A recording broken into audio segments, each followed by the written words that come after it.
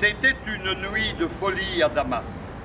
Des dizaines et des milliers, dizaines de milliers de citoyens sont descendus dans les rues, fêter dans la joie et l'allégresse la victoire du président Bachar el-Assad.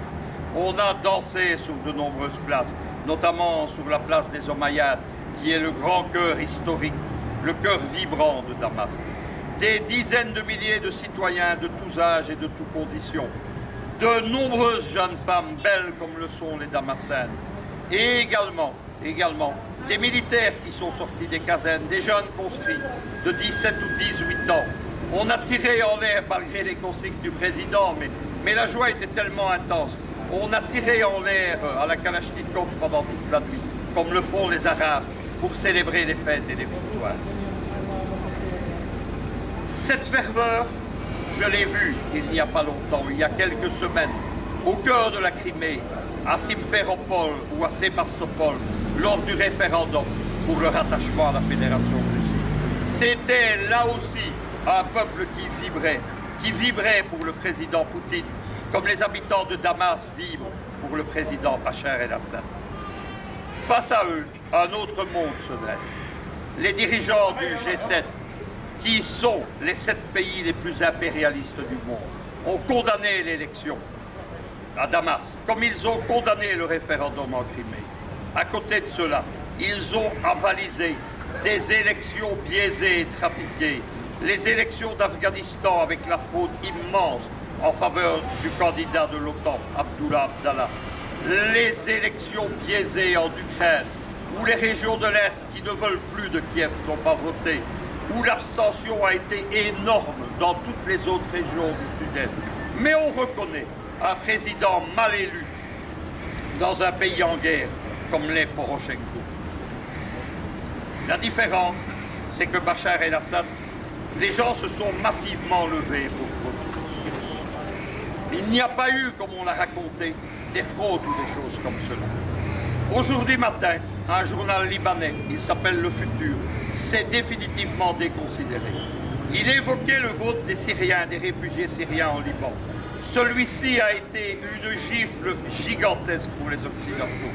300 000 réfugiés sont allés voter massivement pour Bachar, parce que les autres appelaient au boycott. Le boycott n'a pas eu lieu. Vous entendez encore derrière moi des tirs. On a eu ici, au Liban, des routes, les routes menant à l'ambassade de Syrie au Liban, se faisaient les votes, ont été barrées, bloquées pendant des heures à la circulation. Le Futur, lui, déclarait ce matin que moins d'1% des réfugiés avaient voté et que hier, le Hezbollah avait amené 15 millions de Libanais voter en Syrie. Arrêtons de rire, il aurait fallu une noria interminable et incessante pendant des jours et des jours pour les amener. Et il n'y a pas évidemment, tout le corps électoral libanais tourne autour de 20 millions d'habitants. Il faut arrêter cette farce. La farce, ce sont les commentaires des Occidentaux. La farce, c'est le refus d'avaliser des élections où la population participe massivement. Ce n'est pas les élections elles-mêmes. Le président Bachar el-Assad a visiblement bénéficié d'un plébiscite. De Bachar el-Assad, on dit qu'il est un dictateur. Du président Poutine, on dit qu'il est un dictateur à propos du référendum de Poutine, de Crimée. Et de moi-même, on dit que je suis l'ami des dictateurs. Ces commentaires ne me font pas de problème. Je sais que j'ai pour moi une juste cause. Cette cause, c'est celle des peuples en lutte pour leur liberté. Ce qui se passe ici, en Syrie, ce qui s'est passé en Crimée, ce sont des peuples qui se dressent derrière un leader historique et qui refusent l'occidentalisation du monde, qui refusent la culture de McDonald's, qui refusent la destruction des cultures et des langues régionales, qui refusent tout ce monde triste et gris que l'on a appelé le Macworld. Parlons franchement pour ce qui se passe. Nous étions hier ici, dans une ferveur intense. J'ai vu beaucoup de choses dans ma longue vie politique. Je ne suis pas quelqu'un qui succombe aux sentiments, mais hier j'étais pris d'une forte émotion. Et j'étais pris de la même émotion en Crimée, le 16 et le 17 mars dernier. Et cette émotion, je l'ai vécue encore dans un autre pays, il y a 3 ans. C'était dans les dernières heures de la Libye de Kadhafi, qui agonisait sous les coups des bombes de l'OTAN et des katibas djihadistes du CNT qui étaient organisés par les généraux de l'OTAN. J'étais hier avec un vieux camarade de mes réseaux politiques qui travaille aussi pour nous. Et il m'a dit, je pense au colonel, comme moi, nous pensions à la même chose. Nous pensions avec émotion à notre verte Libye. Nous pensions au colonel Kadhafi. Et il m'a dit, c'est la revanche de Tripoli. Et oui, c'est vrai. À Tripoli, nous avons perdu. En Crimée, nous avons marqué un point. C'est l'ordre international, le nouvel ordre mondial de George Bush Senior qui a pris un coup terrible. Et c'est l'ordre des frontières de Yalta, l'ordre impérialiste qui a été ébranlé définitivement. Eh bien ici, nous avons vécu une victoire. Parlons franchement une nouvelle fois. Nous vivrons encore de nombreuses défaites et nous vivrons encore de nombreuses victoires. C'est la vie. La vie est un combat. Mais pour les peuples qui se tiennent debout, qui veulent vivre libres et dignement, la Crimée ou la Syrie sont des exemples. L'histoire n'est écrite nulle part.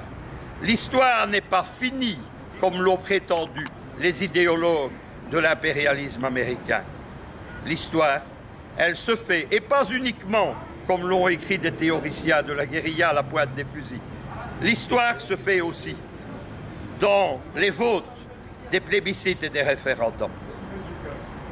La démocratie directe est la grande alternative à la faillite actuelle du parlementarisme occidental. Et nous constaterons, vous constaterez avec moi, que ce qui se passe, le référendum d'autodétermination en Crimée, ou l'élection présidentielle lorsqu'elle devient un plébiscite, comme c'est le cas pour Bachar el-Assad, ce sont des éléments qui tentent à la démocratie directe. Qui sont les Occidentaux pour juger des élections? Qui sont François Hollande, Fabius, Cameron ou Obama pour juger de ce que fait le peuple de Crimée ou le peuple de Syrie? Il y a eu des élections européennes en France il y a quelques jours. Et on a vu que le premier parti de France, c'était celui de l'abstention. 60% des Français ne sont pas allés voter.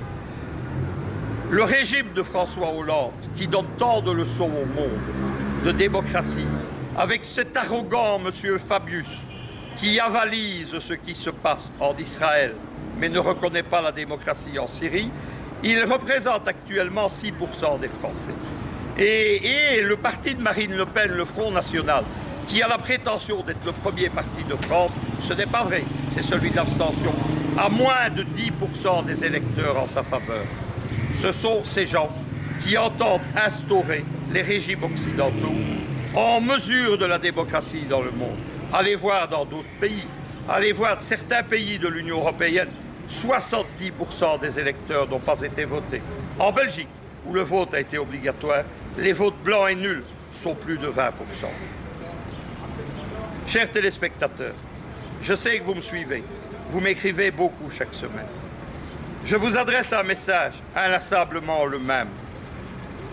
Ne baissez pas les bras, n'acceptez pas de vivre à genoux. Moi, je ne l'ai jamais accepté. Vivez debout, battez-vous, combattez, mourrez s'il le faut comme le colonel Kadhafi. Mais un jour, nous l'emporterons.